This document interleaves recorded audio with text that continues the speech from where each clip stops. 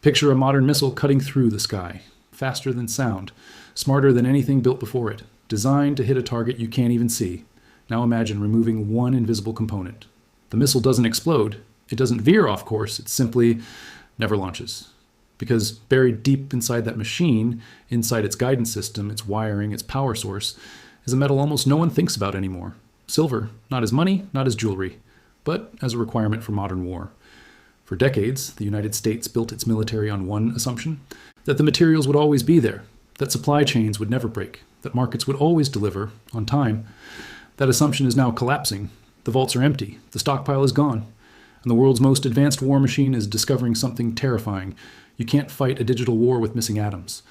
This is not a story about prices. It's not about speculation. It is about what happens when a superpower realizes it's sold the one metal it can replace. In modern warfare, failure is not dramatic. It's silent, instant. A missile doesn't explode when something goes wrong. It simply never leaves the rail. Inside every precision weapon is a nervous system made of electricity, signals moving at the speed of light, commands traveling through circuits thinner than a human hair. And at the center of that system is one metal that cannot hesitate: silver. Not because it's rare, not because it's valuable, but because it is the most conductive element on Earth. In a missile traveling faster than Mach 5, electrical resistance isn't an inconvenience, it's death. A delay measured in microseconds can mean the difference between impact and failure, between interception and catastrophe. Copper comes close, aluminum is cheaper, gold resists corrosion, but none of them perform under heat, vibration, radiation, and extreme acceleration the way silver does, all at once. That's why silver isn't optional in guidance systems. It's plated onto contacts, embedded into solder, used in switches, relays, and power pathways where failure cannot be tolerated.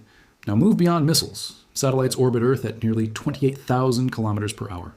They experience temperature swings of 300 degrees Celsius in minutes. There is no repair crew, no reboot button. If a silver-coated contact fails in orbit, that satellite is dead forever. Drones tell the same story. Modern unmanned systems rely on uninterrupted data flow, navigation, targeting, encryption, telemetry, lose conductivity for a fraction of a second, and the drone becomes blind. Or worse, lost. This is why military engineers don't debate silver usage. They specify it, they demand it, they design around it. Because in defense systems, redundancy is planned everywhere except at the atomic level. You cannot swap physics. And here's the part almost no one outside the defense world understands. There is no large-scale substitute ready. Advanced alloys fail under stress. Graphene is still experimental. Conductive polymers degrade. Every proposed replacement sacrifices either conductivity, durability, or reliability, and militaries do not gamble with any of the three. Which means when silver is unavailable, production doesn't slow, it stops. A missile delayed isn't inventory, it's a vulnerability. A satellite postponed isn't cost saving, it's a blind spot. This is why silver is not treated like a commodity inside defense circles. It's treated like oxygen, invisible, essential, and only noticed when it's gone. And that brings us to the most dangerous realization of all. The systems that must never fail are built on a metal the market assumes is replaceable. It isn't. And the moment the military is forced to compete for it, everything changes. For most of the 20th century, the United States treated silver the way it treated oil. Not as an investment, not as a trade. As a strategic weapon reserve. Deep underground, far from public view, sat millions of ounces of silver owned by the US government. Not for markets, not for profit, but for war. Silver backed the electrical grid. It stabilized currency. It fed defense contractors during global conflict. And then, quietly, that thinking changed. As the Cold War faded, so did urgency. Military planners embraced a new doctrine, just-in-time logistics. Why store metal when markets could deliver it cheaper? Why tie up capital when globalization promised infinite supply? So the vault doors opened, ounce by ounce, year by year. The strategic silver stockpile was sold into the market, not because silver was no longer needed, but because it was assumed it would always be available. By the early 2000s, the unimaginable had happened. The United States officially held 0 strategic silver reserves. 0. No emergency buffer, no wartime reserve, no fallback supply if markets failed. For the first time in modern history, the most powerful military on Earth became dependent on commercial supply chains for a metal embedded in nearly every weapon system it operates. At the time, this decision barely made headlines. Silver prices were low, technology was booming. China was just a manufacturing partner. Risk looked theoretical. But war doesn't respect theory. Today, that decision hangs over the defense system like a loaded question. What happens when supply chains fracture? When mines underproduce? When foreign buyers outbid domestic manufacturers? There is no vault to open. In previous wars, governments didn't ask markets for permission. They dipped into stockpiles, they rationed, they redirected flow. Now, the cupboard is bare. Every ounce used in a missile, a satellite, or a guidance chip must be sourced in real time, from a global market increasingly defined by shortages, geopolitics, and strategic hoarding. And here's the uncomfortable truth. Rebuilding a strategic silver reserve is not like refilling oil tanks. It would require years of mine supply. It would compete directly with civilian industry, and it would expose, publicly, a vulnerability long assumed impossible. The silver wasn't lost in a crisis. It was sold in peacetime, under the belief that war would always come with warning. History suggests otherwise.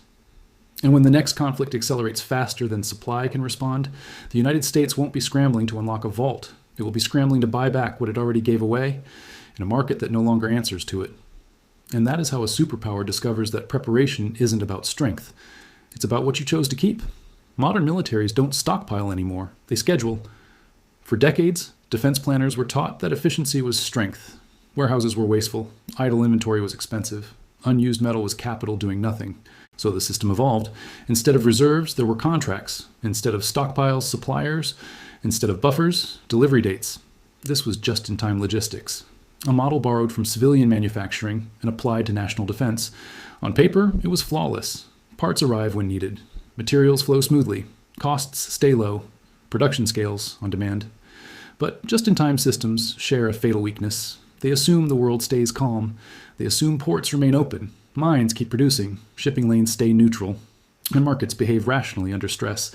War breaks all of those assumptions at once.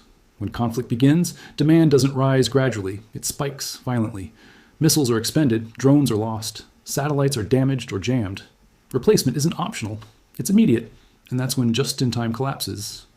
A defense contractor doesn't discover the problem at the factory. They discover it in procurement. A shipment delayed by weeks becomes a production halt. A supplier prioritizing another buyer becomes a bottleneck. A refinery outage becomes a national vulnerability. There is no slack in the system. Unlike civilian shortages, military shortages don't mean inconvenience. They mean exposure. You cannot pause a conflict because a component is missing. You cannot negotiate delivery timelines with an adversary. You cannot substitute reliability with optimism. And silver sits at the center of this failure because it isn't used in bulk. It's used precisely, in small quantities, in places where failure is unacceptable, which makes shortages deceptive. A single delayed shipment of silver-coated contacts can stall an entire weapons program. Thousands of finished systems wait for grams of metal. Just in time turns microscopic scarcity into systemic paralysis, and the market doesn't respond the way planners expect. When stress hits, suppliers don't expand instantly, they ration. They raise prices. They prioritize long-term partners. Foreign buyers step in. Governments intervene. Export restrictions appear overnight. What was once a predictable supply chain becomes a competitive battlefield. This is the moment when efficiency reveals its true cost. A system optimized for peace discovers it has no shock absorbers, no margin for error, no reserve capacity, just velocity straight into scarcity. And when a military realizes it cannot surge production because the supply chain itself has become the limiting factor, the doctrine changes. Markets stop being partners. They become obstacles. And that's when governments reach for the only tool designed for this exact scenario, one that overrides contracts, pricing, and civilian priority entirely. The moment just-in-time fails, the Defense Production Act enters the room. While the United States optimized for efficiency, others planned for endurance. This difference didn't happen overnight. It unfolded quietly, year after year, beneath the noise of markets and headlines. As America dismantled its strategic silver reserves, it leaned harder into a belief that global trade would always function, that suppliers would remain neutral, that prices would signal scarcity early enough to respond. China made a different bet. Instead of trusting markets, it trusted material reality. Factories require inputs, weapons require metals, and war rewards those who prepare in advance. So, while silver flowed freely into global commerce, China absorbed it, not through public announcements, not through transparent stockpiles, through manufacturing, through state-aligned refiners, through long-term offtake agreements locked in years ahead of demand. Silver wasn't labeled a strategic hoard. It didn't need to be. It was embedded inside solar infrastructure, inside electronic supply chains, inside defense-adjacent manufacturing that never reports to commodities exchanges. Ounces that never return to the market don't show up as shortages until they're needed elsewhere. And that's the asymmetry no spreadsheet captures. In the West, silver is counted when it's vaulted or traded. In China, it's counted when it's controlled. This difference matters when stress hits the system. Because when demand surges, the country that already owns the material doesn't need to bid. It doesn't need to negotiate. It doesn't need permission. It produces. Meanwhile, the United States and its allies face a different reality. They enter the market as buyers at the worst possible moment. When supply is tight, prices are volatile, and sellers have leverage, and markets don't care who you are. They care who pays first. In a competition for physical metal, the advantage goes to the actor that removed supply before the crisis began. This isn't theory, it's industrial strategy. Control the refining, control the fabrication, control the flow.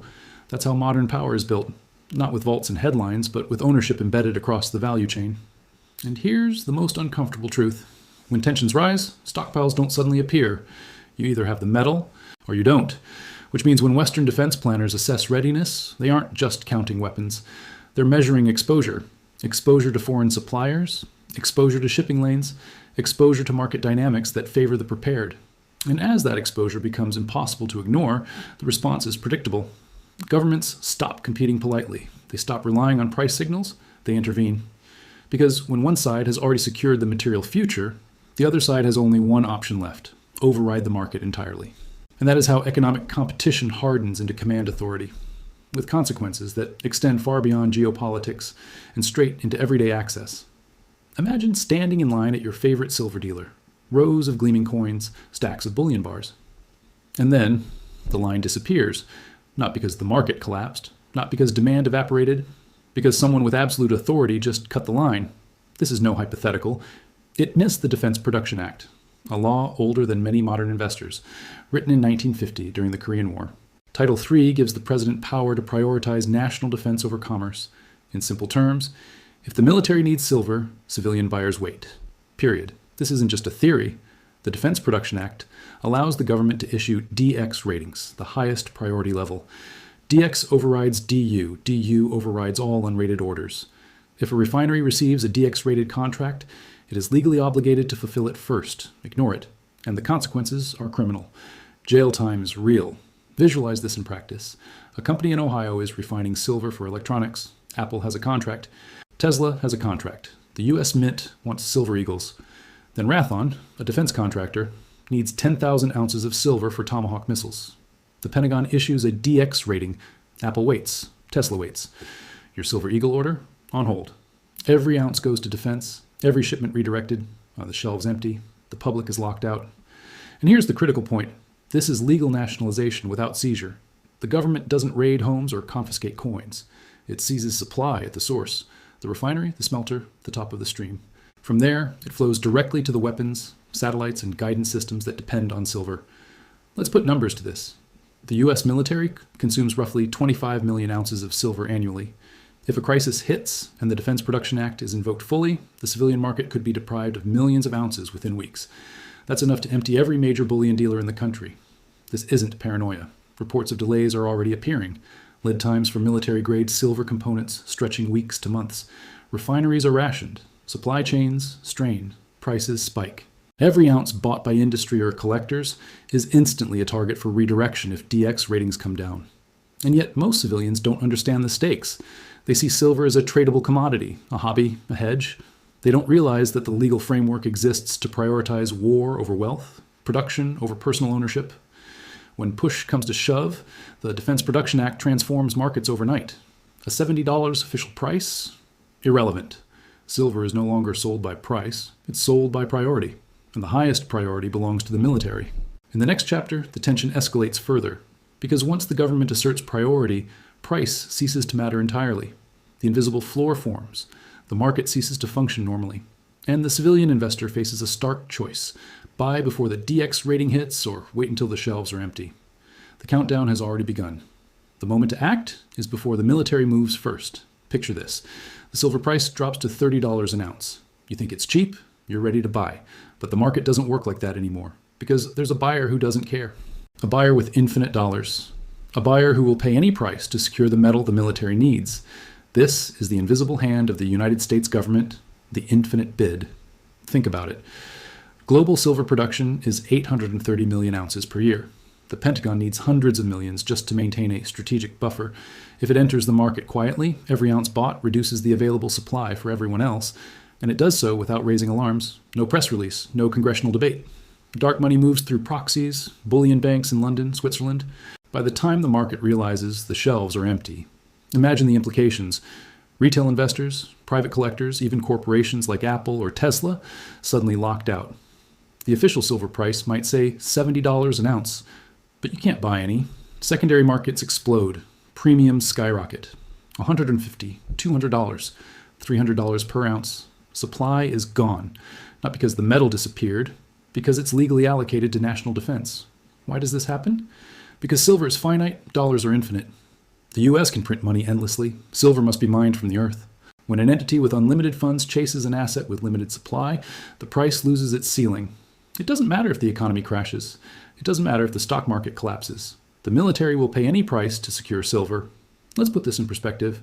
A single Tomahawk missile contains 15 kilograms of silver. That's roughly 500 ounces per missile. Multiply that across hundreds of missiles, satellites, drones, and guidance systems, and you realize the scale of consumption. The government cannot pause production because silver briefly spikes. War and defense are price inelastic. The laws of physics and national security take precedence over economics. This creates a permanent floor under silver prices. Every dip triggers a stealth purchase. Every shadow in the market is met with a quiet, relentless bid. This is not speculation. This is strategy. The U.S. is quietly restocking its strategic reserve, and you are witnessing the early stages of an unprecedented buying campaign. The suspense builds, because when this restocking accelerates, the civilian window slams shut. You will not have a chance to buy at $70 or even $100. Every ounce will already be earmarked for satellites, missiles, and the invisible machinery of national defense. The countdown is real. The market is not free. The rules have changed, and the empire is waking up. The infinite bid is coming for the silver, and there is no ceiling to stop it. The final question lingers. Will you be holding silver before the Defense Production Act triggers? Or will you be locked out, watching the price soar while the vaults fill? The clock is ticking.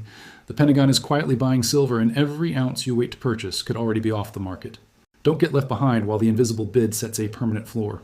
Secure your position now, stay informed, and watch closely. The empire's next move is coming, and it will change everything you thought you knew about silver.